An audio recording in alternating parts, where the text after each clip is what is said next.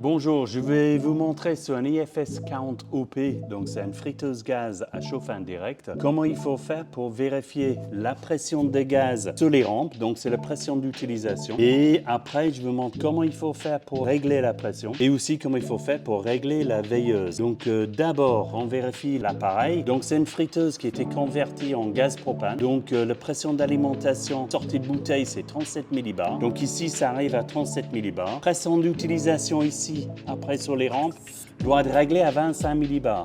Si c'est en gaz naturel, l'arrivée c'est 20 millibars et la pression d'utilisation c'est 10 millibars. Donc d'abord, on va la préparer ici. C'est ici qu'on prend la pression de gaz. Donc on enlève cette vis, donc un tournevis pour l'enlever, pour pouvoir faire la connexion d'un manomètre.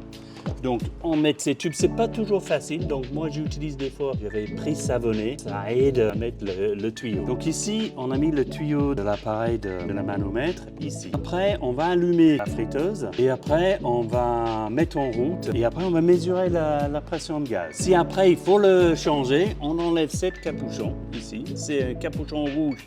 C'est pour dire le propane. Si c'est en aluminium, c'est du gaz naturel. On enlève. Attention, c'est en aluminium, donc on peut abîmer très vite le capuchon avec un tournevis. Ici, on règle la pression de gaz ici. OK? Donc là, on va passer, on est déjà tout prêt. Je vais allumer et puis on va voir comment on fait pour la pression de gaz. J'allume déjà. Quand on fait la pression de gaz, il faut toujours faire ça, ce qu'on appelle en dynamique. Ça veut dire qu'il faut qu'il fonctionne pour mesurer la pression de gaz.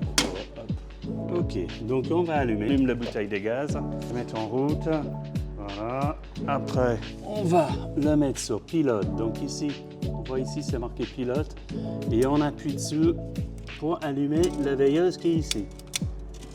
C'est assez difficile d'accès, mais bon. On entend la veilleuse qui est en route.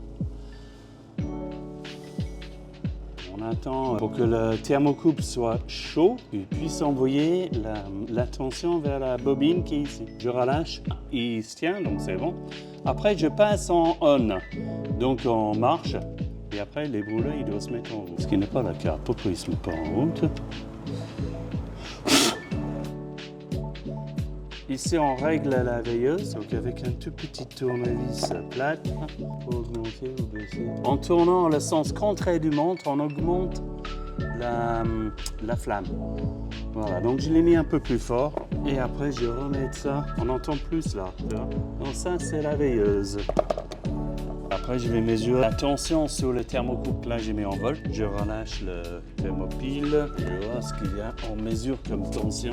C'est entre cette borne-là et cette borne-là. Là, on a 530 millivolts actuellement. Normalement, il est bon parce que ça doit être... non, il faut que ça soit supérieur à 500 millivolts. Donc, c'est... Mais j'ai des doutes quand même sur le thermocouple. On va essayer de le mettre en route. Voilà, il est à 600 là. Ou c'est le thermostat de régulation qui déconne.